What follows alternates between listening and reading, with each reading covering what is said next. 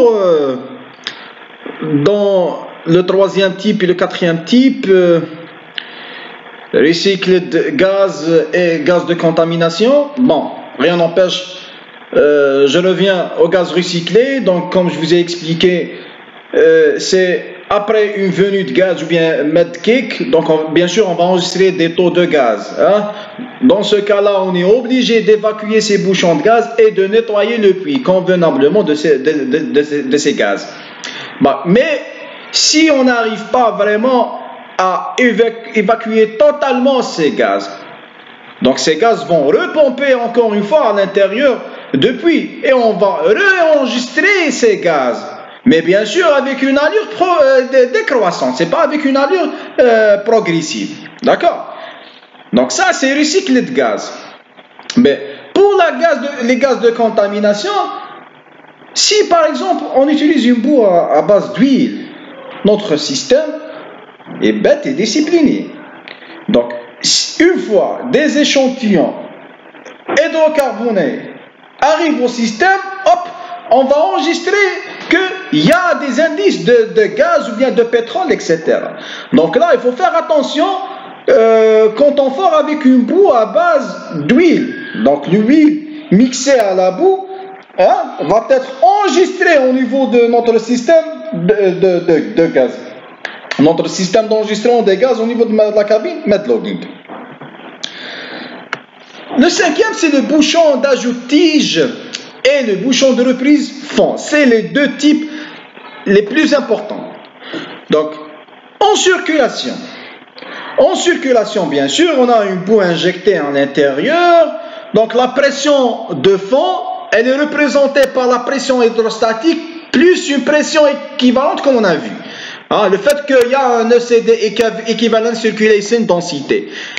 Cette équivalent circulation densité provient de quoi? Le fait qu'il y a une augmentation dans le H, dans le Z, il y a une augmentation et en même temps, il y a une augmentation dans la densité. Il y a une densité de plus et un H de plus. Donc, il y a une pression hydrostatique de telle sorte de plus qu'on va nommer une pression de circulation ou bien une pression au cours de forage. Très bien. Donc, cette pression va maintenir les hydrocarbures toujours piégés. Une fois, par exemple, on arrête la circulation, soit on arrête la circulation pour un ajout de tige, on va ajouter une tige pour continuer le forage, ou bien, pour des raisons quelconques, on a arrêté le forage pendant un moment, puis on a décidé de reprendre le forage. Dans ce cas-là, une fois on dégage la garniture, ce qui va se passer ici? Donc, on arrête la circulation. Donc, si on arrête la circulation, donc on va prendre en considération que, au fur et à mesure, au cours de forage, on a des pertes, soit des pertes en surface, dans les équipements de surface, ou bien des pertes dans la formation. Donc la hauteur Z va diminuer. La deuxième des choses, on a la pénétration de toutes sortes de fluides. Par exemple, on a la pénétration d'eau, on a la pénétration des hydrocarbures. Donc vont influencer sur la densité. Donc là, la pression hydrostatique tout seul va diminuer aussi. Ça va nous causer un état de déséquilibre. Ça va nous causer un état de déséquilibre.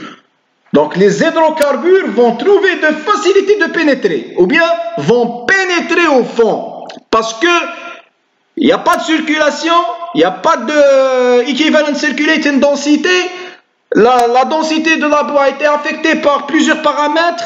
Il y a des pertes de surface, il y a beaucoup de choses, donc la densité, elle est diminuée, donc il y a la pénétration des hydrocarbures. Donc on peut rencontrer ce problème-là, soit dans l'ajout de tige, ou bien dans la reprise de forage. Pour faire différencier ces deux types par rapport aux produits de gaz, parce que c'est le même principe presque. c'est le même principe. Donc, après l'enregistrement de ces gaz, il faut tenir en compte ce qu'on appelle le lag time. On a vu c'est quoi un lag time dans le premier cours. Un lag time. Donc, une fois par exemple, on a fait un ajoutage par exemple à 10 heures. Je ne sais pas pourquoi je donne toujours l'exemple de 10 heures. Donc, si on donne à midi, on donne par exemple à midi. Si c'est-à-dire on a fait un arrêt ou bien un ajoutage à midi. Donc, il faut attendre un pic de gaz après un lag time. Ici, le lag time, après le calcul de volume, on a compté qu'on a 20 minutes de lag time. Donc, si on arrête le forage pour un ajoutage ou bien pour des raisons quelconques, donc après 20 minutes, à midi 20, on va enregistrer un pic de gaz. Ça, on va mentionner que c'est pas produit chez le gaz, c'est pas des gaz de formation, donc on n'est pas tombé dans un gisement de telle sorte. C'est juste vu qu'il y a un ajoutage ou bien un bouchon de reprise. Mais par contre, si un temps non prévu, hop, on aura un pic de gaz. Ça, c'est produit chez le gaz. Ça, c'est intéressant de voir de ce qui se passe. Ça, c'est intéressant de forer cet intervalle. Ça, c'est intéressant de voir la nature de cette tranche qui a généré ce genre des hydrocarbures. Vous voyez un petit peu? Donc, bouchon d'ajoutage ou bien bouchon de reprise, c'est le même principe. Il y a un déséquilibre parce qu'il y a une diminution de pression hydrostatique. Donc, les hydrocarbures vont trouver plus de facilité de pénétrer au fond, alors que après la reprise, etc., après un lag time, on va enregistrer un pic de gaz.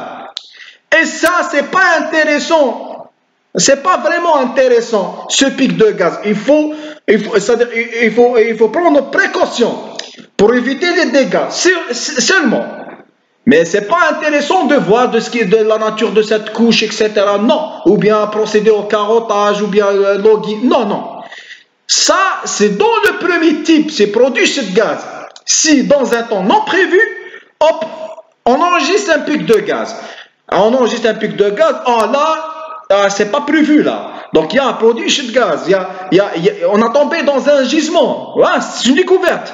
Donc là, il faut arrêter, voir la nature de cette couche, et pourquoi pas faire un carottage, etc. Mais dans le bouchon d'ajoutage ou bien bouchon de reprise, il faut juste prendre précaution pour éviter les dégâts. C'est normal d'enregistrer ces gaz. D'accord? Merci pour votre attention et bon courage à la prochaine vidéo, Inch'Allah. À très bientôt.